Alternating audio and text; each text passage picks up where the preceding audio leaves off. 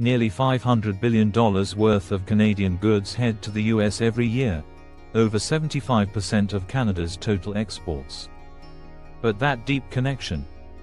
It's also a risk. One tweet from Washington, and suddenly thousands of Canadian jobs are on the line. Back in 2018, a 25% steel tariff nearly wrecked 23,000 jobs. Aluminum exports to the US dropped 16%. Plants cut shifts, panic set in. But within 18 months, Canada pivoted. Metal firms found new buyers. Workers shifted to domestic projects. Job losses were reversed. By 2025, new tariff threats hit again, this time, 35% on key Canadian exports. The media screamed, "Trade war," but again, the economy adapted. Unemployment dropped to 6.9%. Tourism inside Canada jumped 18%. With fewer Canadians heading to the US, billions stayed home. Every 1% drop in US exports triggered a 0.6% rise in local business, shops, restaurants, repair services, thriving on Canadian demand. Mid-video check-in. If you're finding this breakdown valuable, hit the like button and subscribe to the Untold Compass for more untold truths that mainstream headlines skip. The real question: why does every US policy shift feel like a crisis? Partly because of politics.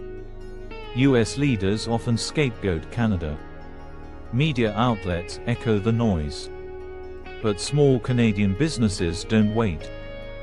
They pivot. Like Don in Quebec, his factory shifted to local building materials. Or Marlene in Alberta, her firm replaced US clients with Canadian ones. Then came Trump's July 2025 move, a 35% tariff. Markets tanked. The S&P 500 dipped. Investors knew, Canada isn't just a neighbor. It's America's biggest customer. 84% of US softwood lumber imports come from Canada. Tariffs make homes more expensive. Average US home, $410,000. That just went higher. Auto parts from Canada. Essential. Tariffs mean $3,000 to $5,000 more per car.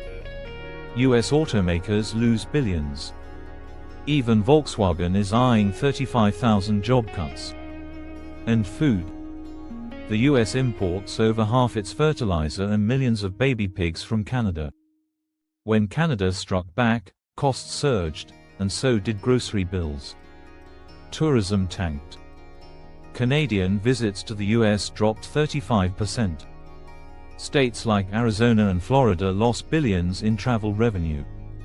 In response, Canadian provinces united. Alberta demanded full control of supply chains. Ontario said, "We hit back dollar for dollar." Public support exploded. Over 70% backed a national energy corridor to make Canada self-sufficient. And the government delivered. Carney's Bill C-5 slashed red tape, opened internal trade, and fast-tracked major infrastructure, pipelines, rail, and more. Then came the quiet killer, dairy quotas. Canada didn't ban US cheese, it just taxed it at 245% beyond a certain point. Butter. Nearly 300%. US farmers couldn't keep up. Some dumped milk. Others froze cheese hoping for shelf life. Over $7 billion lost in 18 months. But many US exporters couldn't even access the quota. They were blocked in favor of big Canadian chains. A trade partner. Or a locked market. Emergency US aid, $850 million, barely made a dent. And with elections looming, no one wants to take on Canada head-on. So here's the reality. If nothing changes, this isn't just a trade dispute. It's a permanent split between two once trusted allies. Canada needs to balance protection with fairness. The US needs better tools, smarter diplomacy, and new global partners. Because this $7 billion mess isn't just about cheese. It's a warning for every export sector in North America. Your move now. Drop a comment. Share this video. Hit that subscribe button. More people need to hear what's really happening behind the tariffs. This is the Untold Compass. Where the headlines end, we keep digging.